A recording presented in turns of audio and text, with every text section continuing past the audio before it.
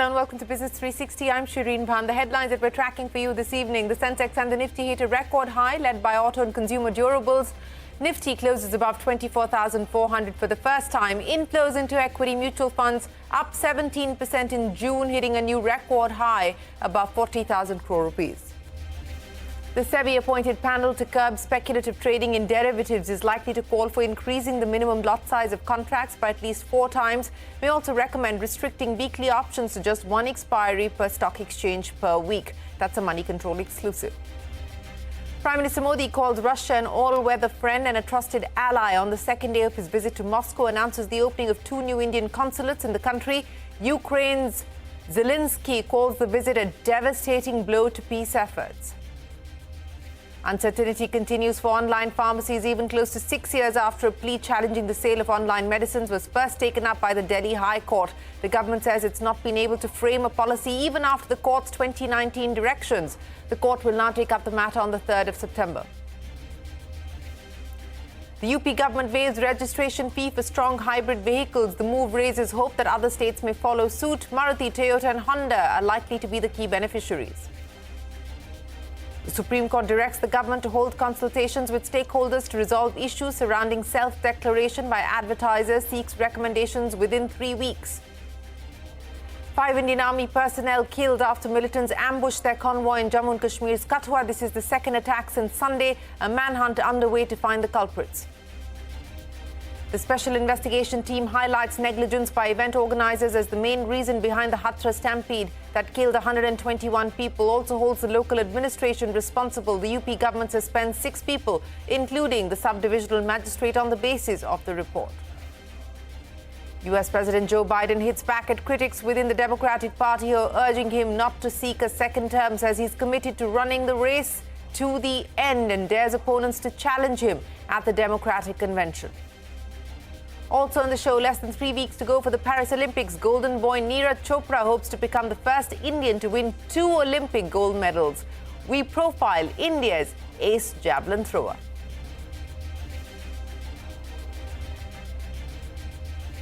Well, let's start with the day's market action. The Sensex and the Nifty hitting a record high after a steady session. The Sensex gained nearly 400 points today and the Nifty up 110 points, ending above 24,400. That was the story for the Nifty. The Sensex 80,351, up 400 points. The Nifty Bank 143 points higher.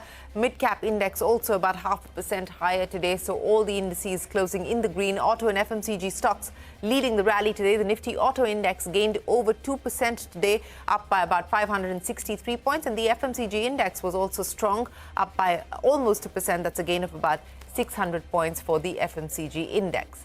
Now, in the world of mutual funds, inflows into equity schemes up 17% in the month of June, with more than half the inflows coming from thematic funds. Sectoral funds have seen inflows rise by 16%, while debt mutual funds experience an outflow of over 1 lakh crore rupees. Inflows into systematic investment plans, or SIPs, continues to be strong, crossing 21,000 crore rupees for the month of June.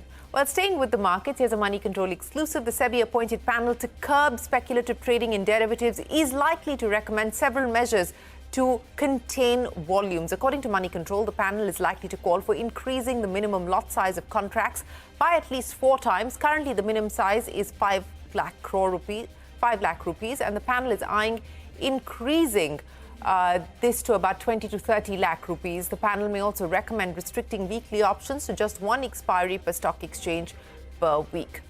Now, staying with the budget and the wish lists that are coming in, the MSME sector has sought some relief from the Reserve Bank of India, including extending the stress loan account period from 90 days to 180 days. Shivani standing by with the details. Shivani, take us through what industry is hoping for. Well, that's right. Various MSME bodies have made an appeal to the Reserve Bank of India. They are urging the RBI to extend the threshold period for stress loan accounts under the Special Mention Account 2 or the SMA2 category from the current 90 days to 180 days. This request comes with an additional plea for the RBI to review the definition of willful defaulters for MSMEs. They argue that the current system is too rigid and penalizes minor delays, which can severely impact the credit scores of of these small businesses. For context, the SMA classification system includes 3 categories. SMA 0 is when a principal or interest payment is not overdue for more than 30 days but shows signs of stress. SMA 1 covers payments overdue between 31 to 60 days, and SMA 2 includes payments overdue between 61 to 90 days. When an account falls into one of these SMA categories, MSMEs are often unable to utilize their existing credit lines to pay dues, which hinders their recovery efforts significantly. At the recent meeting held in Mumbai, invited by the RBI, representatives from various MSME bodies including India SME Forum and Laghu Udyog Bharati came together. There was a broad consensus among these bodies to double the SMA 2 period to 180 days. These MSME bodies emphasize that the current SMA classifications restrict MSMEs access to credit at very crucial times. They also proposed a revised SMA framework with extended timelines, standard operating procedures for bank intervention, and a more pragmatic definition of willful defaulters. They believe these changes are crucial for the government to better support the MSMEs. Back to you. All right, Shivani, many thanks for joining us. It's unlikely that the RBI will provide any relief, especially when it comes to extending the period for an account to be registered as an NPA. But the big global story, President Putin and Prime Minister Modi currently holding bilateral talks in Moscow. It is the second and final day of Prime Minister Modi's Russia visit. President Putin hosted a private dinner for the Prime Minister and gave him a tour around his residence and the horse stable. Today, before heading to the summit, Prime Minister Modi addressed the Indian community in Moscow and hailed Russia as an all-weather friend to India. Later, the Prime Minister also laid a wreath at the tomb of the unknown soldier in Moscow, a war memorial dedicated to Soviet soldiers killed during World War I. Both President Putin and Prime Minister Modi also visited the Atom Pavilion, which showcases various nuclear innovations. During the bilateral talks, we learned the two leaders are expected to discuss affordable energy supply, agricultural partnership, green energy, and the war with Ukraine. हमारे रिश्तों की दृढ़ता अनेक बार परखी गई है और हर बार हमारी दोस्ती बहुत मजबूत होकर के उभरी है। भारत रूस की इसी दोस्ती के लिए मैं विशेष रूप से मेरे प्रिय मित्र प्रेसिडेंट पुतिन की लीडरशिप की सराहना करूंगा। उन्होंने दो दशक से ज्यादा समय तक इस पार्टनरशिप को मजबूती देने के लिए शानदार काम किया है। Well, that's Prime Minister Modi addressing the diaspora in Russia. Ukraine's President Zelensky has criticized Prime Minister Modi's visit to Russia. In a social media post, Zelensky called the visit a huge disappointment and a devastating blow to peace efforts. Hours before the Prime Minister landed in Moscow, a barrage of missiles struck Ukraine's capital, Kyiv, striking a children's hospital. At least 37 civilians were reportedly killed. An assessment by the United Nations suggests that the hospital was hit by Russian missiles. Meanwhile, the Kremlin claims that a Ukrainian anti-missile fire hit the hospital. US President Joe Biden and Western leaders have condemned the missile attack. President Biden called it a horrific reminder of Russia's brutality. Ukraine is observing a day of mourning today. President Biden's statement comes on the eve of the NATO summit in Washington, where leaders are set to announce a new aid package to strengthen Ukraine's air defenses. The leaders will also mark 75 years off the military alliance.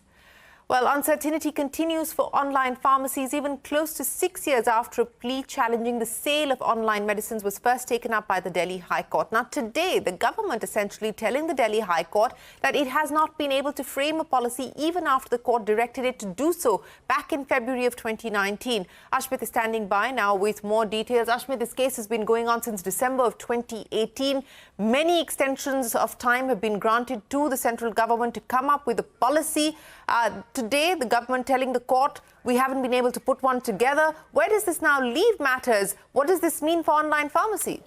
Well, this leaves a very big grey area, especially for online pharmacies. Not enough clarity coming in either from the government or from the Delhi High Court. The Delhi High Court, of course, repeatedly prompting the centre to come out with a policy. You're right in pointing out that these petitions that were filed before the Delhi High Court were filed way back in 2018. It's 2024 now. Nearly 6 years have lapsed, and despite repeated reminders from the Apex Court, no policy decision has been taken by the government. No policy framework has been developed. In fact, very clearly in November of 2023, the High Court, in fact, had expressed its frustration by saying that, look, it's been 5 years and despite repeated requests, there is no policy action being taken by the government. Finally, in March of this year, a final opportunity was given to the centre. 4 months' time was allowed to the centre to go back to the drawing board to come out with a policy framework. Again, no decision, and that was conveyed to the Delhi High Court. The High Court now proceeding to deciding this application, which deals with the issue of whether or not to allow online sale of medicines. What is equally critical is the arrangement in the interim period. What happens until the Delhi High Court takes a decision? Is there or is there no restriction on sale of online medicines? Well, that importantly is again a disputed question. The chemists, which are the petitioners before the Delhi High Court, they argue that they cite a December 2018 order of the Delhi High Court which restricts the sale of online medicines without a valid license. And this is where, in fact, the e-pharmacies are pointing out lies the rub. The e-pharmacies are pointing out that the Delhi High Court says that online sale of medicines is not allowed without a valid license. E-pharmacies are claiming we do have a valid license, and therefore the Delhi High Court restriction order does not apply on us. So clearly, more clarity is awaited. The Delhi High Court is scheduled to hear this case on the 3rd of September. All right, Ashmit, appreciate you joining us. Now, the Supreme Court has granted relief to advertisers over the issue of self-certification of ads. The Apex Court has directed the Information and Broadcasting Ministry to submit recommendations after consultations with industry stakeholders. The ministry has been allowed 3 weeks to do so, after which the Apex Court will issue necessary clarifications. Now, the UP government has waived registration charges and road tax on hybrid cars. Dealers in the state say the customers have received the benefits of this new policy beginning this month. Now, prices of hybrid cars will fall by at least 2 lakh rupees owing to this move. So this is good news coming in for manufacturers like Maruti. Yes Bank has clarified that reports of a 51% stake sale are factually incorrect and purely speculative. The bank said that the RBI has not granted any in-principle approval for any stake sale. The Mint report claimed that the RBI had approved a 51% stake sale in Yes Bank, paving the way for which a new owner for the bank would have been the outcome. Paytm's founder Vijay Shekhar Sharma has sought clarity on the angel tax from the government in the upcoming budget. Speaking to my colleague Aishwarya Anand, he also said he expects the government to announce reforms that will benefit startups and the rural economy. Take a look. What are some of the expectations you have from the upcoming budget, if you could shed some light on that? I think it should support a lot of startups, and there is definitely a momentum in startup economy in India. Obviously, there is expectation also on the rural side, so those two sides I'd expect. And so one important question I want to ask you that DPIIT has recommended to scrap angel tax. So as a startup founder, I want to understand from you that how do you view it? It's very good if it gets scrapped because there are a lot of confusions around it, and many a times for the right reason, the wrong people get caught or wrong people get entangled. So once any clarification will be also very good. Scrap or not, clarification will be very good. Okay. Well, that's Vijay Shekhar Sharma. We will head into a break, but when we return, less than 3 weeks to go for the Paris Olympics, golden boy Neeraj Chopra hopes to become the first Indian to win 2 Olympic golds. That and more when we return.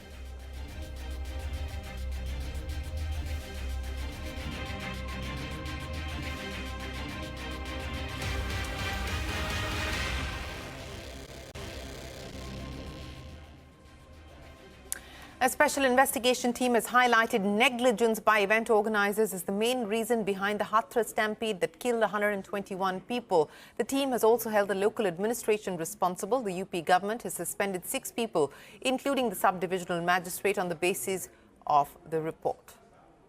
5 Indian Army personnel dead after militants ambushed their convoy in Jammu and Kashmir's Katwa. This is the second attack since Sunday. A manhunt is underway to find the culprits. Less than 3 weeks to go for the Paris Olympics. The Indian contingent will be looking to better its medal tally of 7 from the Tokyo Olympics, which was its biggest haul in a single edition. All eyes will be on javelin superstar Neeraj Chopra as he hopes to become the first Indian to win 2 Olympic gold medals. Take a look. India's best athletes have their sights set on gold as they head to Paris.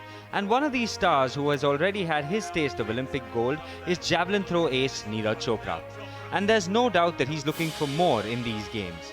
India's first Olympic gold medalist in track and field, he's the man with a rocket for a right arm, and he's won every major honor a javelin thrower possibly can, beginning with his historic gold in the Tokyo Olympics 2021.